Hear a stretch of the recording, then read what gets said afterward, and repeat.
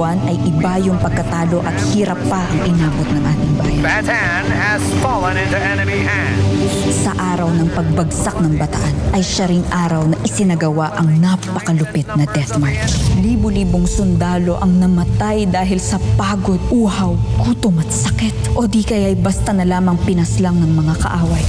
Sa pilitang pinagmarcha ng Japanese Imperial Army ang humigit kumulang sa 60,000 hanggang 80,000 Pilipino at Amerikanong sundalo mula Mariveles, Bataan patungong Camp O'Donnell sa Capas, Tarlac. At saka isinunod ng mga kaaway ang pagpapalakas ng puwersang magpapabagsak sa Corregidor, ang huling tanggulan ng Pilipinas. Hindi nagtagal ang labanan, bumagsak rin ang Corregidor sa kamay ng bansang may pulang araw.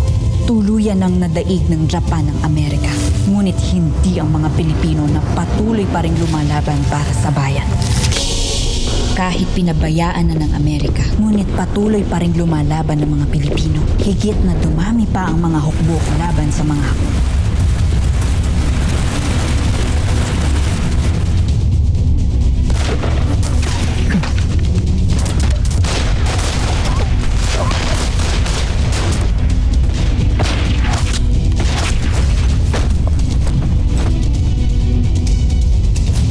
Bawat Pilipinong namamatay ay lalo-lalo pang kinakawawa ng mga kaaway.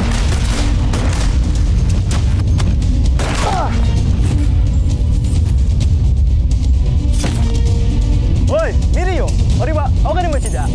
Ori mo da! Tunay na bumaha ng dugo at luha sa perlas ng silangan. Ramdam naman sa buong panig, lalo na sa Maynila, ang taggutom. Upang maibsan ang lungkot at takot, nagpatuloy ang Budabil upang bigyan ng pag-asa ang mga tao. Taga-Pilipinas ka, Tuging. Saan pa ba?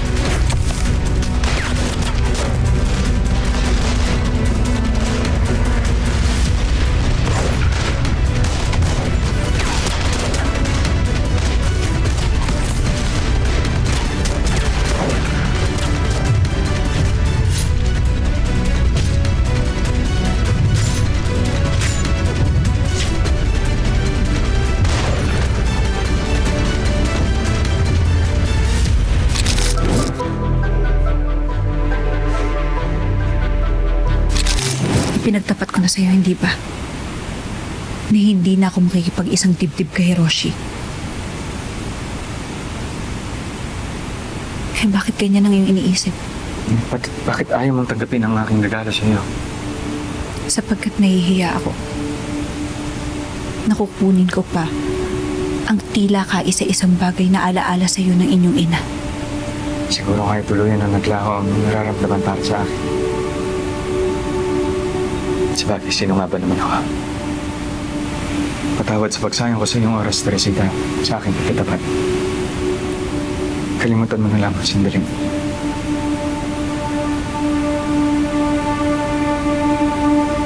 Bakit ganyan ang iyong iniisip, mahal ko?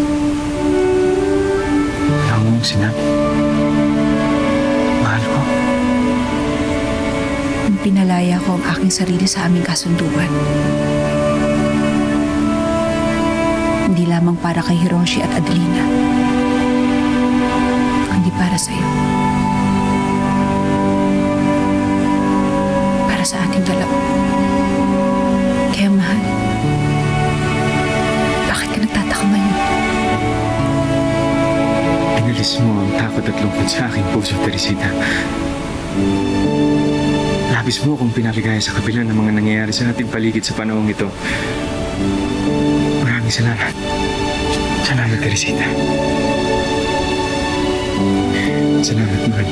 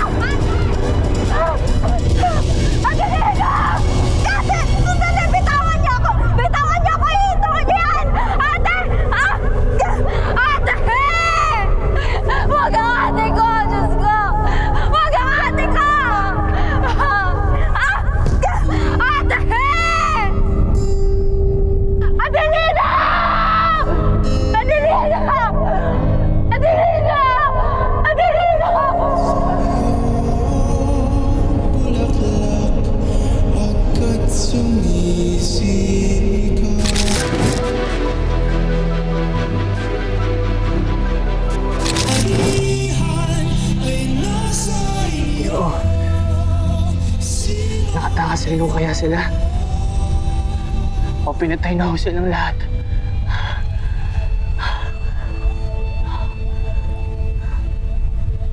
Marahil ay tama ka, Mario. Marahil ay patay na nga ang ating mga kasama ng aking kaibigan na si Tasio. Dadalhin ko ito sa aking konsensya hanggang sa ako'y nabubuhay. Hindi ko malilimutan ang mukha ng ating mga kasama. Ang kanilang katapangan. Sa kanila lang lahat ngayon natin utang ang ating buhay. Silang mga nagbuwis ng buhay upang tayo ay makalaya. Kaya kailangan natin gamitin ang ating pangalawang buhay upang maging kapaki-pakinabang. Bilang pagtanaw ng utang na loob sa ating mga kasamang namatay. Naiintindihan mo ba? Oo, Ginoo.